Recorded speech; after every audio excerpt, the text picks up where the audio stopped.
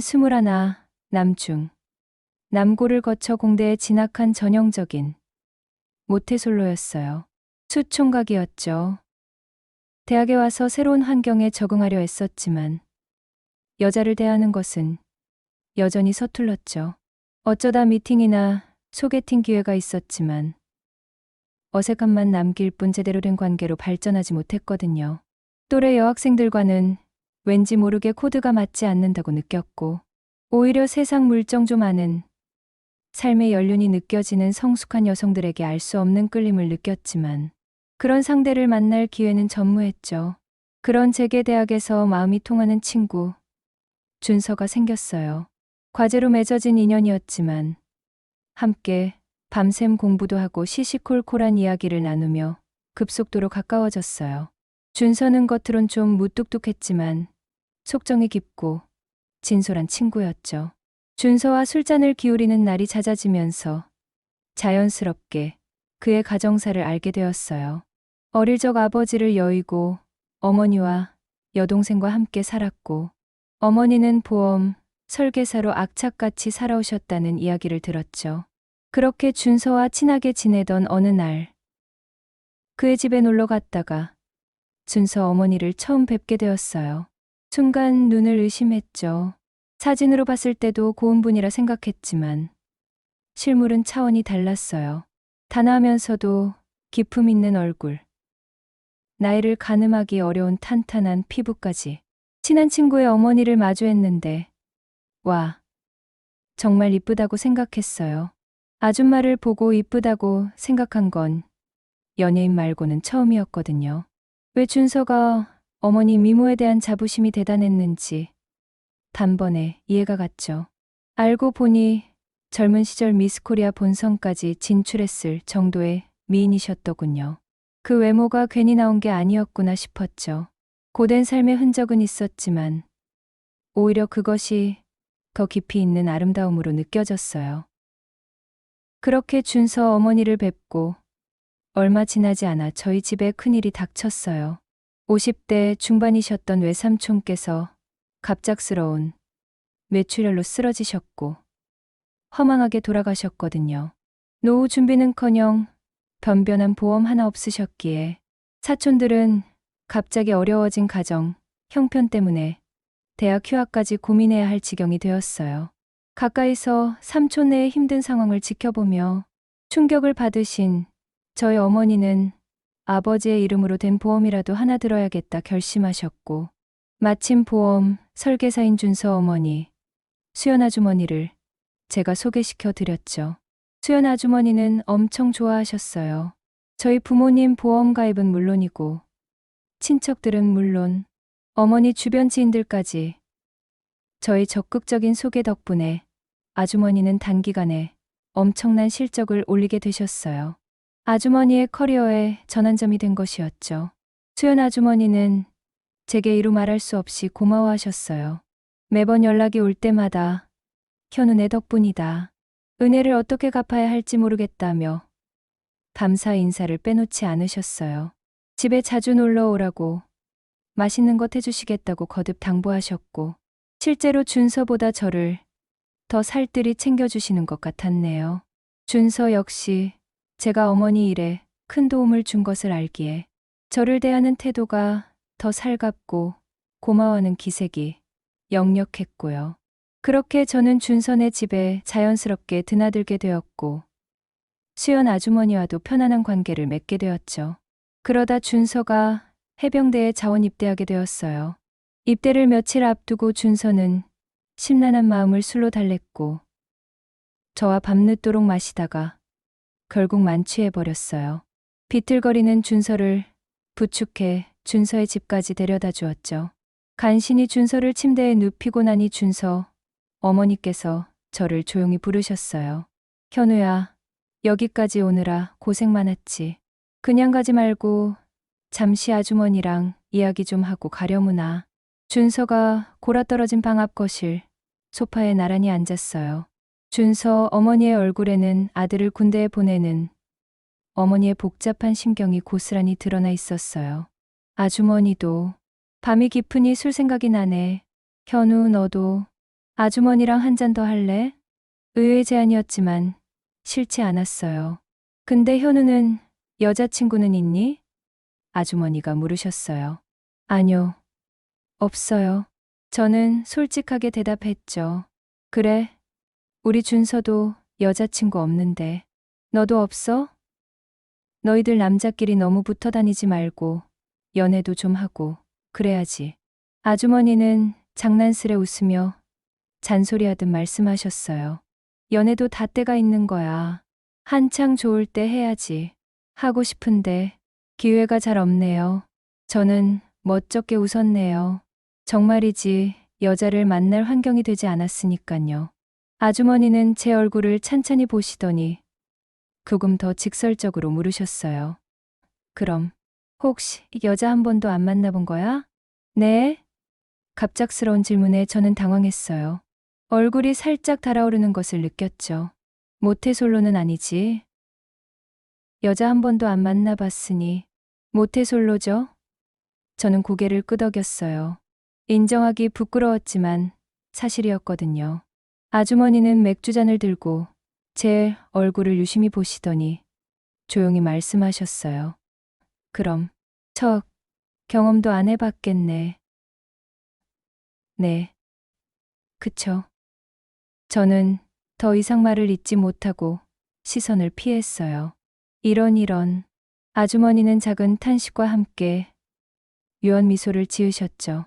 잠시 정적이 흘렀어요. 그 짧은 침묵 속에 묘한 긴장감이 감돌았어요.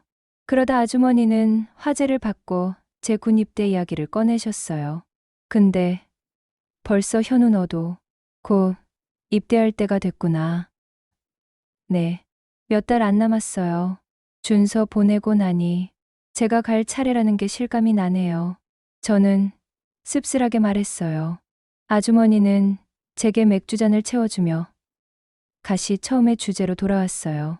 그래도 입대 전에 총각 딱지는 떼고 가야 하지 않겠니? 아주머니의 돌발적인 질문에 저는 마시던 맥주를 뿜을 뻔했어요. 얼굴이 다시 화끈 달아올랐죠. 그게 제 맘대로 되나요? 사실 입대 전에 총각 딱지 떼고 가는 게 제 소원이었는데 글렀네요. 이제 시간이 없잖아요. 저는 푸념하듯 말했어요. 아주머니는 제 모습이 귀엽다는 듯 호호호 하고 맑게 웃으셨어요. 그 웃음소리가 늦은 밤의 정적을 깨뜨렸어요. 아주머니는 맥주잔을 내려놓고 제게 조금 더 가까이 다가앉으셨어요. 그리고는 제 눈을 똑바로 바라보며 의미심장한 말을 꺼내셨어요. 소원이야? 그럼 원하는 이상형이 있니? 총각 딱지 떼고 싶은 그런 상대 말이야. 아주머니의 진지한 눈빛에 저는 살짝 당황했어요. 이상형이요. 글쎄요. 제가 지금 이상형을 따질 처지인가요? 요즘 같아선 그냥 저 좋아해주고 편하게 기댈 수 있는 사람이면 아무나 상관없을 것 같네요. 저는 체념하듯 말했어요. 아무나. 그래, 아무나. 아주머니는 제 말을 천천히 따라하며 제 어깨에 손을 얹으셨어요. 아주머니의 손길에 제 몸이 살짝 경직되었어요. 그리고 아주머니는 제게서 시선을 떼지 않은 채 아주 조용하지만 단호한 목소리로 말씀하셨어요. 현우야, 아주머니는 내 덕분에 정말 큰 도움을 받았어. 내가 소개해준 보험, 계약들 덕분에 아주머니 일도 잘 풀리고 생활도 많이 안정됐지. 네, 고마움. 아주머니는 절대 잊지 않아. 아주머니의 손이 제 어깨에서 팔로 그리고 제 손 위로 내려왔어요. 아주머니의 손은 따뜻하고 부드러웠어요. 아주머니는 제 손을 꼭 잡으시며 다시 제 눈을 깊숙이 들여다보셨어요. 그 눈빛은 더 이상 친구의 어머니의 눈빛이 아니었어요. 제게 향하는 낯설지만 강렬한 무언가가 담겨 있었죠. 그래서 말인데 현우 내가 나한테 해준 것처럼 아주머니도 내 소원 하나 들어주고 싶어. 아주머니의 목소리가 살짝 떨렸지만 눈빛은 흔들림이 없었고요. 아주머니가 현우 내 총각 딱지 떼주면 어떨까? 그 순간 세상이 멈춘 듯 했어요.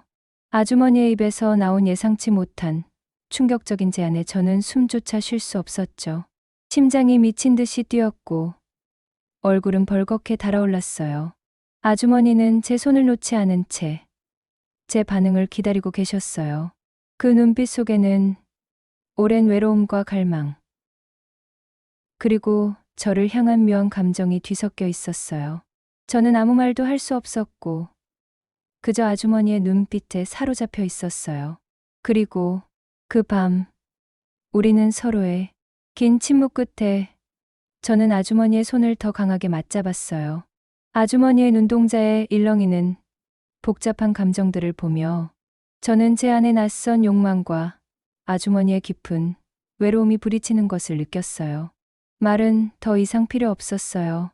다음 날 아침 어색함 속에서 눈을 떴어요.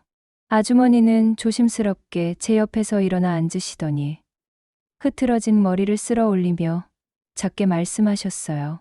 어젯밤 일. 현우야, 아주머니가 정말 큰 실수를 했네.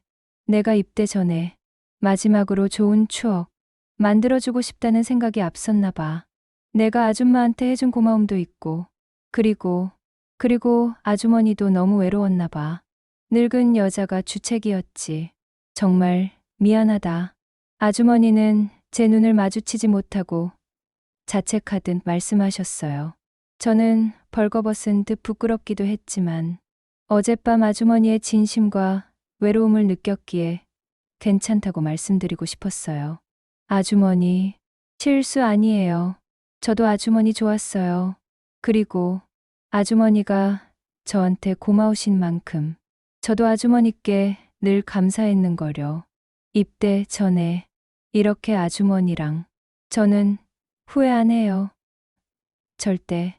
아주머니는 제 말에 고개를 들어 저를 바라보셨고 눈가에 눈물이 맺히는 것을 보았어요. 현우, 내 덕분에 아주머니는 다시 살아있는 것 같아. 10년 넘게 여자라는 걸 잊고 살았는데 내가 그걸 다시 느끼게 해줬어. 이게 얼마나 오래 갈지는 모르겠지만 지금 이 순간만큼은 아주머니는 정말 행복해.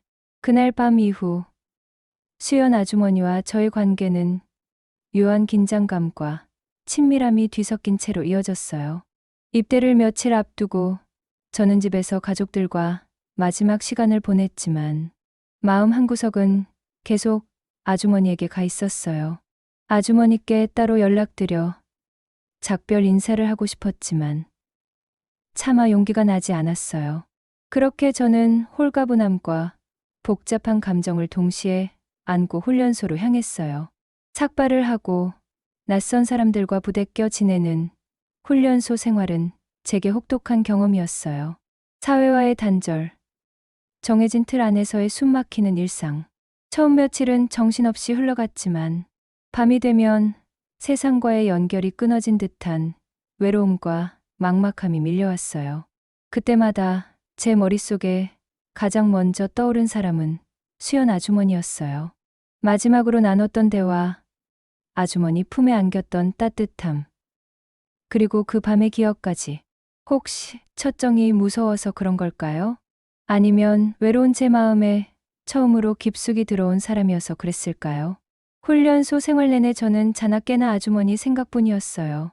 차가운 군대 공기 속에서 아주머니의 따뜻함이 사무치게 그리웠어요. 몇 주간의 힘든 훈련을 마치고 자대 배치를 받은 후 저는 가장 먼저 아주머니께 연락했어요.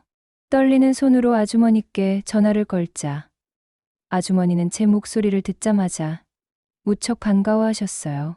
현우야, 세상에 드디어 연락했구나. 아주머니 얼마나 걱정했는지.